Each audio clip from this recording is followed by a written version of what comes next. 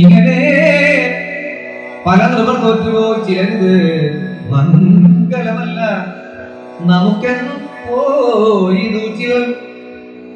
ഈ കഥ കേട്ട് കൃഷ്ണൻ പ്രാർത്ഥന ഒരുമിച്ചു ഇങ്ങനെ ചെന്ന് മന്നൻ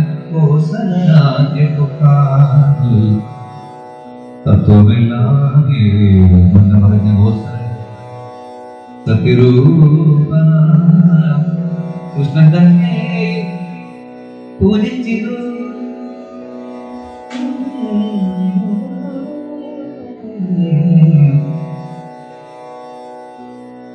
സത്യവും കൃഷ്ണൻ തന്നെ കണ്ട് മറവാൻ പ്രാർത്ഥിച്ചു കുലദൈവമായ ഗൗരിയേ.